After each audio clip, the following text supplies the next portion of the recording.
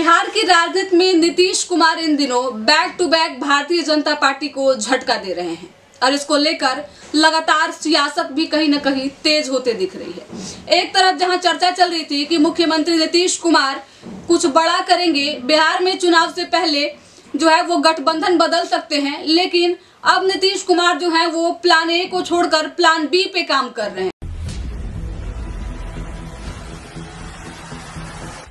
अब जो खबरें निकलकर सामने आ रही है वो ये है कि अब जदयू का उत्तराधिकारी जो है नीतीश कुमार को मिल गया है।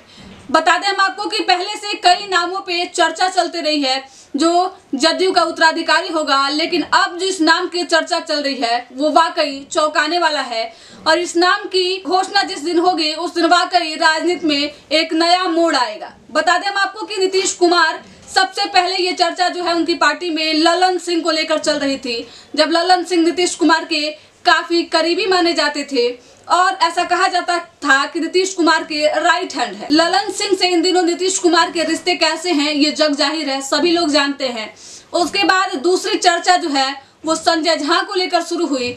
ऐसे कई नामों पे चर्चा चलती रही। कुछ दिन पहले जो है वो चुनाव के समय में जब प्रशांत किशोर की एंट्री हुई थी और प्रशांत किशोर कदम से कदम मिलाकर नीतीश कुमार के साथ चल रहे थे, तो उस दौरान भी चर्चा चल रही थी कि नीतीश कुमार के उत्तराधिकारी जो हैं प्रशांत किशोर हो सकते हैं। लेकिन अब राजनीति में परिस्थितियां जो हैं वो अलग है।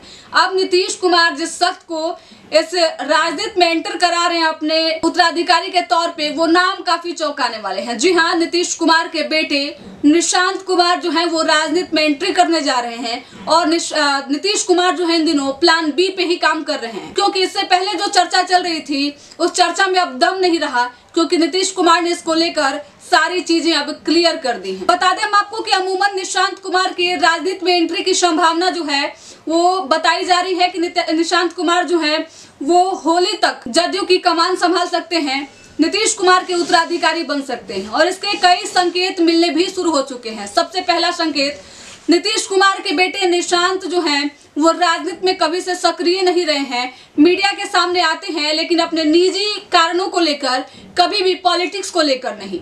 लेकिन इससे पहले आपने देखा कि समस्तीपुर में नीतीश कुमार और निशांत पहुंचे हुए थे और वहां पे निशांत ने मीडिया से बातचीत की।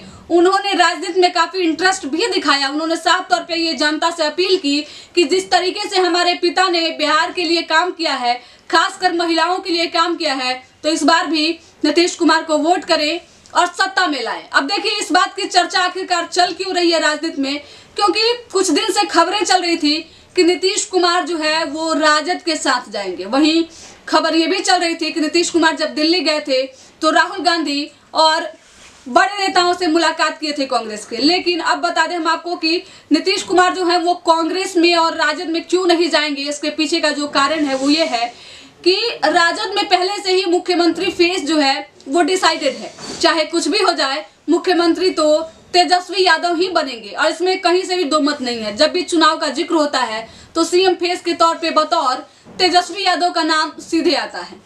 वहीं नीतीश कुमार अगर आरजेडी के साथ आते हैं तो अपने बेटे को सेट नहीं कर पाएंगे और जहां तक ऐसी उम्मीद लग रही है कि निशांत को सेट करना अब नीतीश कुमार का पहला जिम्मेदारी बना हुआ है। अब देखिए, भारतीय जनता पार्टी यानी एनडीए गठबंधन के साथ नीतीश रहते हैं, तो बतौर नीतीश के बाद अभी भारतीय जनता पार्टी के पास कोई मुख्यमंत्री चेहरा नहीं है। इन दिनों जब से चर्चा चल रही है कि निशांत जदयू में शामिल होंगे, जदयू के उत्तराधिकारी बनेंगे, तब से भाजपा की चिंता जो है वो बढ़ी हुई है। वहीं राजद में भी अब जाने के जो संकेत मिल रहे थे उसमें विराम लगता दिख रहा है। चिराग पासवान की भी टेंशन बढ़ी हुई है। बता दें हम आपको कि इस बार चर्चा चल रही थी कि भारतीय जनता पार्टी बिहार में अपना सीएम फेस लाएगी, क्योंकि नीतीश कुमार पे इस बार जनता भरोसा नहीं जताएगी। अगर सीटें कम होती है तो नीतीश कुमार को साइड कर भारतीय जनता पार्टी अपना कैंडिडेट को मुख्यमंत्री बनाएगी। वहीं चिराग पासवान को लेकर भी चर्चा चल रहा था कि भारतीय जनता पार्टी अपने गठबंधन में से चिराग पासवान को बतौर सीएम फेस जो है वो प्रोजेक्ट कर सकती है। लेकिन नीतीश कुमार ने इस बीच बड़ा दाव खेला है और पूरे एनडीए खेमे की माने तो चिंता बढ़ा दिए हैं। अब जदयू के उत्तराधिकारी निशांत जब होंगे और जदयू को जिस तरीके से मजबूत करने का नीतीश लगातार प्रयास कर रहे हैं, ऐसे लगने लगा है कि नीतीश कुमार 2025 के चुनाव में पूरे दल बल के साथ चुनावी मैदान में उतरेंगे और अधिक सीटों पे जीत हासिल करेंगे। जब जदयू का वर्चस्व बढ़ेगा, जब जदयू के अधिक विधायक जीतेंगे तो मनमानी भी चलेगी और नीतीश कुमार अपने बेटे निशांत को बिहार का मुख्यमंत्री बना पाएंगे। ये रहा नीतीश कुमार का प्लान बी, जिसपे नीतीश कुमार इन दिनों काम कर रहे हैं और बेटे को राजनीति में सेट करने का पूरा प्रयास कर रहे हैं। इस वीडियो को लेकर आप क्या सोचते हैं, कमेंट करके जरूर बताइएगा।